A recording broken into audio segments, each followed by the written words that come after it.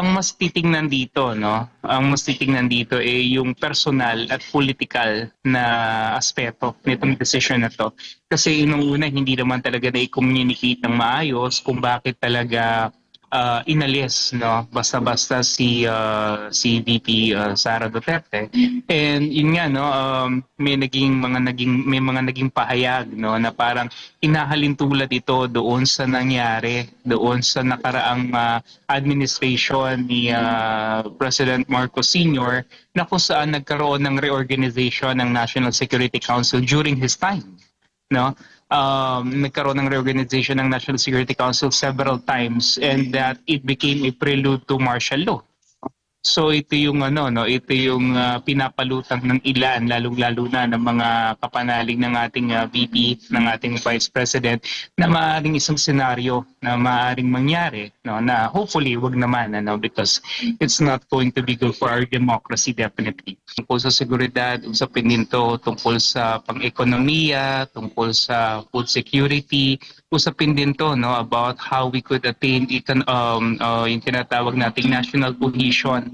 So I think mahalaga na makita natin na hindi lamang ito na monopolize ng ilan o kung isang perspektibo lamang yung pinagbabatayan, because sabi ko nga, marami dapat tayong mga iba't ibang opinion na tinitake into consideration here for us to be able to navigate our national security better. Usapan itong pagtanggal kay Vice Presidente Sara Duterte at ng mga dating Pangulo sa National Security Council. Ano ho ba ang masasabi ninyo dito? Well, this is very something na medyo expected naman natin, pero hindi naayon, no? Although masabi natin prerogative pa ng ating Pangulo, pero sa aking palagay, I think it reeks more of political weight more than anything else, no, more than the administrative or more than the governance aspect. It's more on the political side, no, that really motivated the president to do this thing, no. Yes, binanggit nila rito na may mga pagbabanta raw, no, sa kanyang buhay. Pero mariin naman itong pinabulaanan na rin ng ating ikalawang Pangulo, no? And I think at this point in time, more than the personal aspect, siguro dapat mas tignan natin dito yung kapakanan ng ating ng buong bayan, basically. And I think more than the administrative side, mas binigyan din dito yung politika, no? So I think isa to sa kaparaanan, no, para ipakita ng ating Pangulo na talagang hindi na talaga maayos yung kanilang pakikitungo sa isa't isa, and that they cannot sit on the same table, because the National Security Council meets on a regular basis, and siguro ayaw talaga nilang magkita sila ng ating ikalawang Pangulo. Gaano ba kahalaga yung papel ng Vice Presidente at maging ng mga dating Pangulo po sa National Security Council? Well, basically, of course, we know that yung ating ikalawang Pangulo, meron siyang sarili niyang intelligence mechanisms, meron siyang sariling mga intelligence gathering or data gathering mechanisms na makakatulong talaga doon sa ating security dimension. And I believe that yung perspektibo ng pagtingin sa isang issue, lalo-lalo na merong kaakibat na bigat sa ating seguridad, mas maganda kung merong iba't ibang pananaw na pinagbabatayan at hindi lamang manggagaling sa isa, no? So I think that is really the weight here, no, na medyo nawala because the Vice President was removed. Another thing, I think the reason why they also needed to remove the other presidents from the advisory council is because siyempre yung dalawa na lang naman yung ating surviving past presidents, and former President Estrada and former President Gloria Macapagal Arroyo, and we know for a fact that President Arroyo is siding more with the Dutertes, no? And siguro isa to sa dahilan kung bakit hindi man sininggle out, no, si President Arroyo, kumbaga inilagay na lang na lahat ng mga former presidents matanggal dito sa council, which I think is again very unfortunate because we need to look into the weight of the experience that they were able to have during their time, and maaari nila itong magamit, no, in navigating towards the current and the future trajectories pertaining, of course, to our national security. Yung dimension na yun medyo nawawala dito sa atin dahil nga inalis natin hindi lamang yung Vice President kundi yung mga former presidents na may maiaambag definitely, no, dito sa usapin natin ng seguridad. Sa usaping political, Prof, ang pagtanggal kay Vice Presidente at sa mga dating Pangulo ng bansa na kaalyado ng mga Duterte, bentahe para dito sa administrasyong ito? Sa political na usapin. No? Well, definitely. Kasi unang-una, mangyayari dito is masosolo nila, no? Masosolo na nila yung aspeto ng pagbibigay ng sabihin na nating technical advisorship pagdating dito sa usapin ng security, and siguro definitely mawawala rito yung boses ng ating Vice President pagdating dito sa national security. Alam naman natin na medyo ang posisyon ng ating Vice President is not really the same with that of the President, lalong-lalo na sa usapin ng foreign affairs. Kung maalala natin, medyo nagtibot ng gusto itong si President PBM papunta sa Estados Unidos, while VP Sara Duterte remains to be hindi naman totally, no, pero medyo nagsaside pa rin siya doon sa China. And kung titignan natin ang dimension ngayon ng politika sa mundo, no, even the President of the United States doesn't want to have hostile relations with China. So kumbaga parang kung titignan natin yung global geopolitical dynamics, other countries are actually trying to have a good relationship with China, at least on the economic front. Pero tayo medyo nag-focus tayo masyado sa Estados Unidos, and right now what happened is that even the American president, the incoming American president, would want to still maintain good working relationship with China. So saan tayo ngayon papunta? No? Yun yung medyo nawawala rito, na kung sana nandoon si VP Sara Duterte, kahit paano mababalanse yung ating mga perspektibo at pananaw, especially with regards to national security. And we need to understand that national security goes beyond, no, sa usapin ng military or ng security, kasi usapin din ito ng economic, no, and food security to some aspect. Opo, sa tingin po ninyo, Prof, magugustuhan o papaboran ba ito ng mahigit 30 milyong bumoto kay Vice President Sara Duterte o ng mga mamamayang Pilipino? Well, definitely, no. I think medyo ang mas titingnan dito, no, ang mas titingnan dito yung personal at political na aspeto nitong decision na to.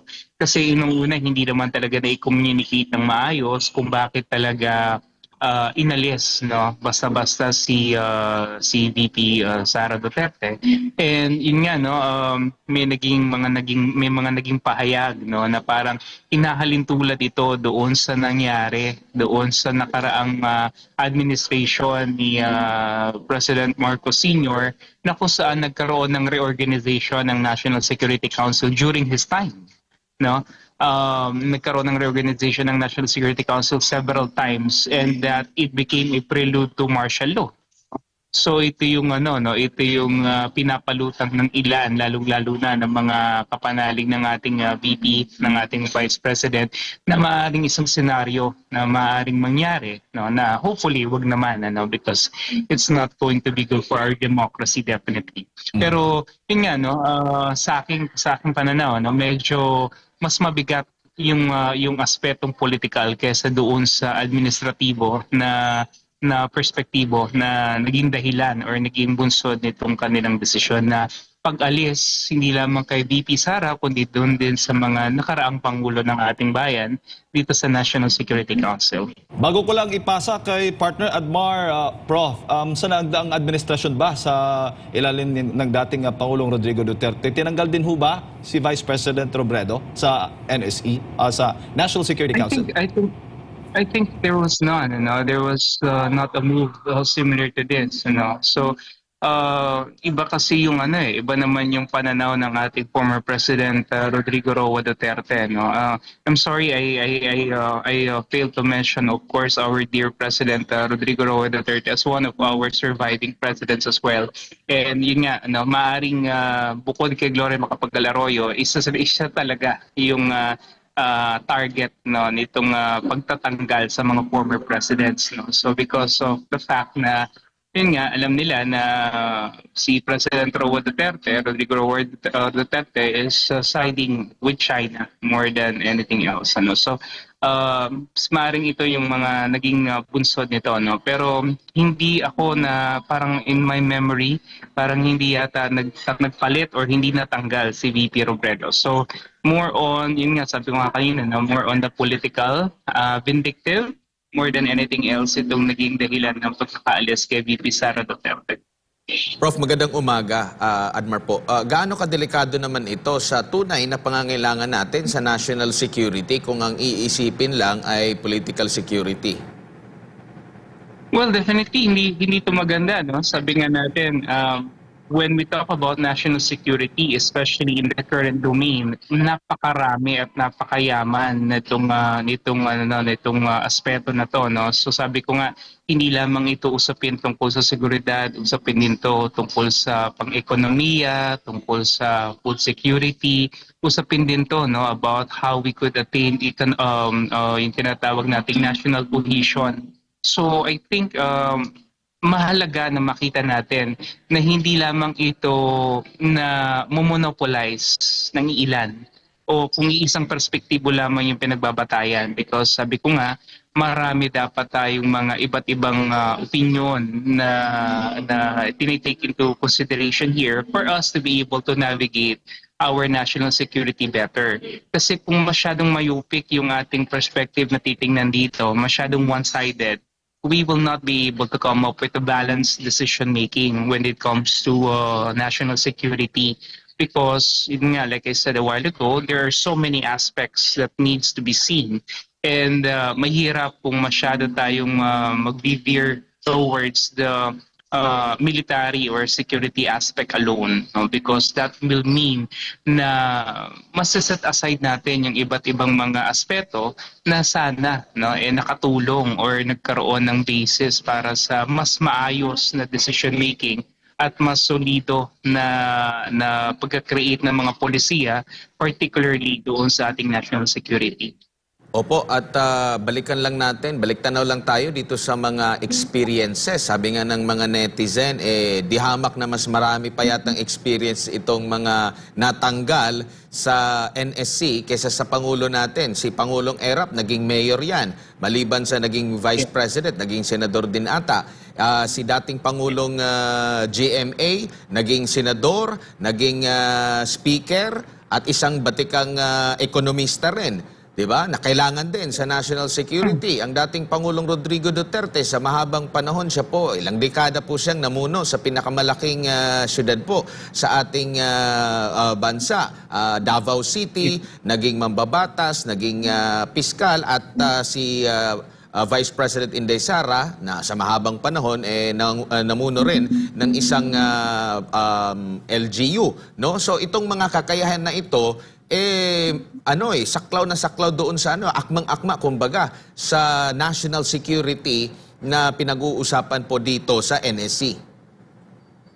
Tama po 'yun, tama. I totally agree with that, no. So ito yung mga dimension na binabanggit ko nga kanina na nawala or maaring hindi nakita or maaring hindi na natin ma-realize, no, and especially in making our decisions, because I believe that the NSC is supposed to be a collective body talaga to, no.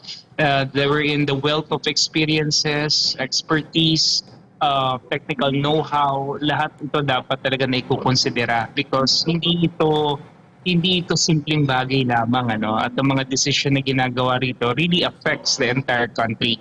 So I take full cognizance of the fact that if and when we want to really come up with a solid and structured and logical foreign policy as well as national security policies, I think we really need to look into the wealth of the experience, expertise of these people. Na yun nga, na sad to say, because of politics and because of their political agenda, sinet aside nila.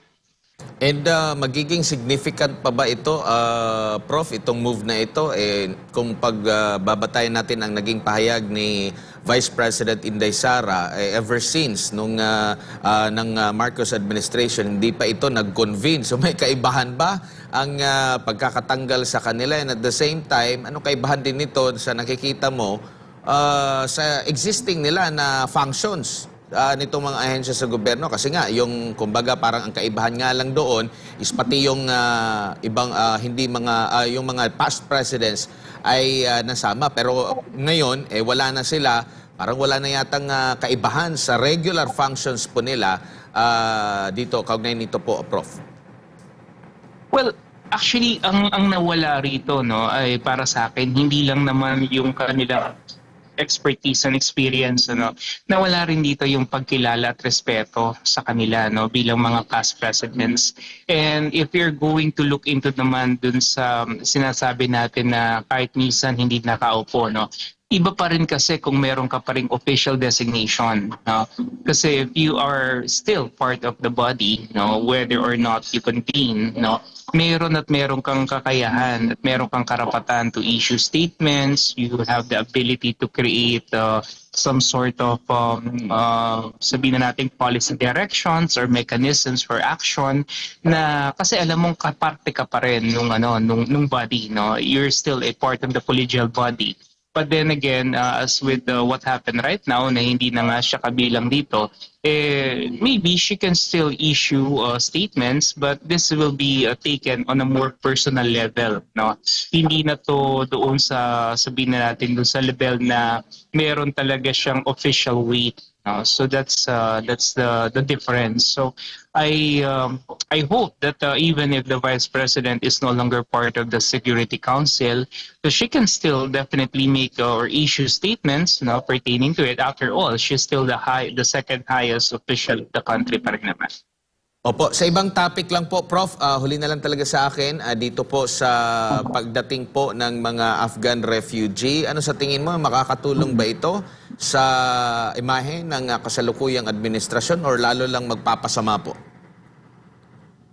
Well, definitely sa tingin ko naman isa tong paraan kasi para ipakita natin din yung ating humanitarian consideration lalo na sa mga refugees na to that are seeking asylum. But I hope that before they agree to this arrangement, sana may mga structural mechanisms sila or may mga pag-aaral na ginawa regarding the effects of this. Syempre merong epekto yan culturally, may epekto rin ito sa atin siguro to some extent politically. Kasi we really don't know what will be the political reason or justification as to why they did this. Pero if it is grounded on purely humanitarian consideration, as with the case of people seeking asylum, then I think it's good for us. It's good for us. Ang akin lang, syempre, Afghanistan kasi, this Afghan nationals, alam naman natin medyo may security threats galing dito sa bansa na to. I hope that they were able to fully monitor and sabihin na natin scrutinize well the personalities and the identities of these people. Kasi kung hindi, maaring maging isa rin tong security issue. Given the fact that itong Afghanistan ay alam natin isa to sa pinanggalingan or pinagmulan stronghold ng Al-Qaeda network, which is of course an international terrorist organization. Opo, Prof, naging transparent po ba ang government sa tingin mo sa dito? Kasi hindi malinaw. Nung una, libo-libo, ngayon daan lang at hindi malinaw. Ano bang mangyayari? Sila ba ay mabibigyan ba talaga ng visa lahat? Anong gagawin kung hindi sila mabibigyan ng visa? Kasi sa pagkakalam ko, pag refugee ka, hindi ka pwedeng ibalik doon sa bansa kung saan ka nang galing. Anong mangyayari dyan? Dito na lang ba sila sa Pilipinas? Sa tingin mo, Prof? You know, the problem kasi with this administration, ano, and I really hate to make the comparison with the previous administration, is that I think mayroong problema, no, when it comes to the communication. Maraming polisiya na ginagawa itong administration na to na bigla-bigla na lang lumilitaw o lumalabas nang walang proper communication at even consultative mechanisms, walang ganon. Basta ayan, mabubulagan na lang tayo, meron ng ganyan. Unlike nung kasi nga, I hate to make the comparison, pero very glaring kasi yung difference. Yung time ni President PRRD, siya mismo ang nagsasabi, ang nagsisiwalat nito sa kanyang nightly parang talk to the people, kung maalala natin. So in that case, mas nalalaman natin, mas na-communicate sa atin.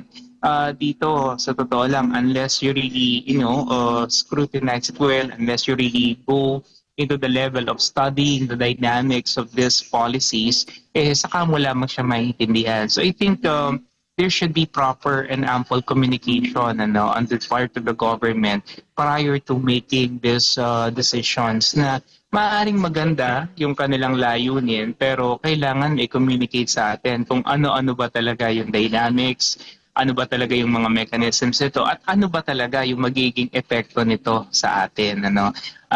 This I believe is very, very important. Pero I hope in the long run, hopefully in the coming days, mas mabigyan leeway.